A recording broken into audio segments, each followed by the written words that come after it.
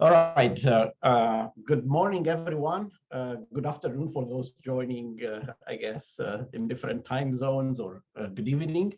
So this is the first porous microstructure analysis PuMA workshop.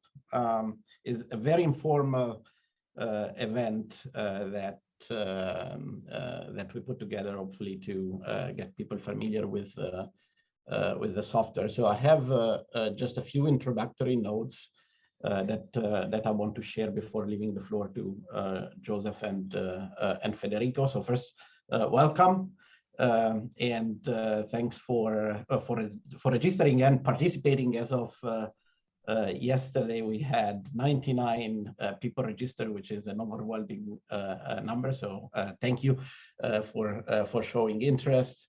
We have already 60 people signed in, and hopefully others will join over the course of the workshop.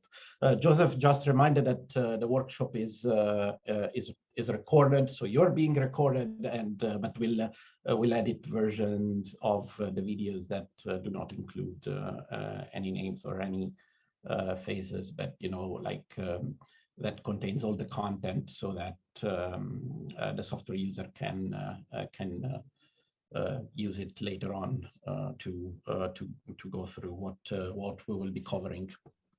I would like to ask you to mute yourself. I think actually pretty much everyone is unmuted, but you will have the possibility to unmute yourself. So please do, especially if you have questions. The idea is to keep this informal, so please feel free to ask questions at any times. We will be also monitoring the chat, so if you have questions, you can also post them there, and we'll answer. We'll try to answer most of them live, or just as an answer in the chat. I have a few links here, which we also posted in the flyer, and you can find them in the PuMA GitHub if you want to try to download the software and install it. And then there are a few C++ and Python tutorial where you can copy actually the snippet of codes and even try to code live as we go through some of the topic. One last note is that so we attempted to make the workshop as broad as possible to a broad audience, and so some of you might be familiar with some of the topics. So in the spirit of keeping this informal, just if a session is not of interest to you, just feel free to sign off or sign in again,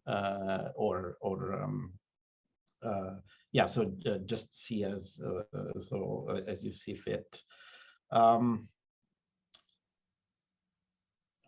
Just a reminder that PuMA is not bug free, and actually one of the good things about this type of event is that we'll try to break the code for the happiness of Joseph and Federico. But so if you find issues, well, please tell us even during the workshop, and then please report issues and bugs also in the specific GitHub section for that. And then we look forward to any input. So if there is something that you really like about the code, or that really annoys you, please let us know. If there is something that you would like to see implemented, also let us know, and reach out, especially to Joseph and Federico, if you would like to contribute to PuMA. Also, let us know if PuMA, of course, is important for your research. One of the reason the code has been made open source is so that hopefully people can use it in their respective research.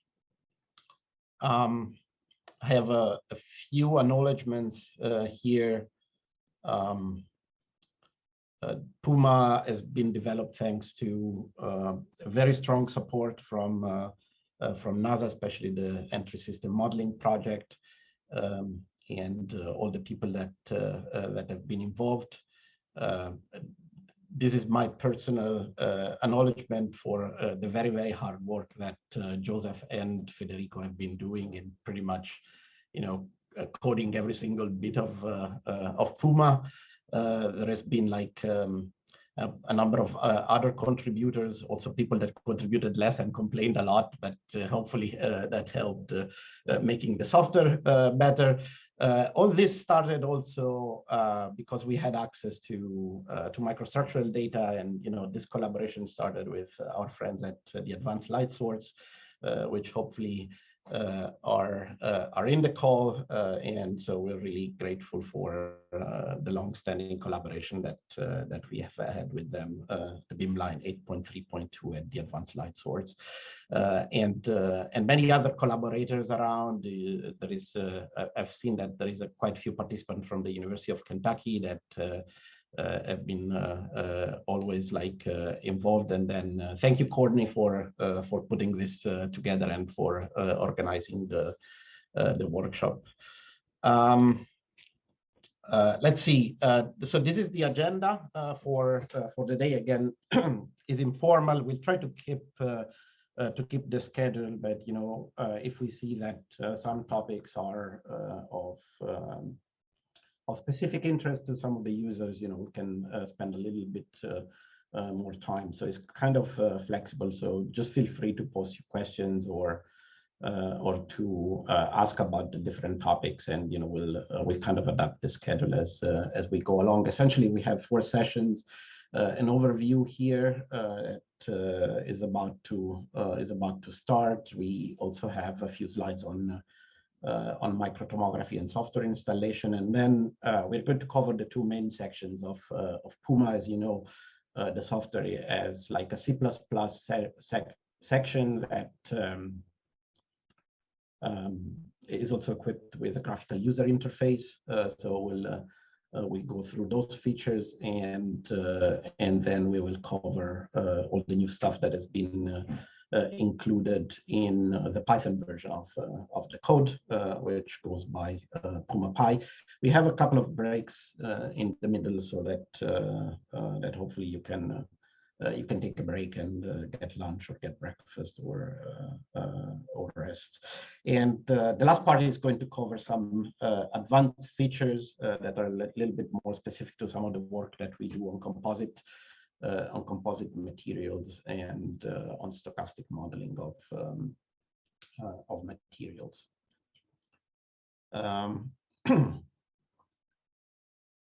I think this is I put it together yesterday. Is a short history of the code. Everything started like in 2013 when we got access to, or we started utilizing really microCT for studying NASA materials for entry systems, and me complaining with Naji that we needed a software to do something with those data and to do science. So actually, we reached out in 2014 to Alex Martin at the University of Kentucky, and he sent us Joseph as an intern, and well, he took on all the development of the software. This was actually the first graphical user interface that you did. There is actually a mistake, Joseph, here on the that was the original title of, or I guess like name of the code was porous media analysis, and then we changed it to porous microstructure analysis. I put Arnaud here, which gave a lot of fundamental contribution when he joined us. I think he's to date the person that is most able to break the code and really make it most robust. We had some interesting time in doing the first release of these. Joseph was hired at NASA and really added a lot of feature.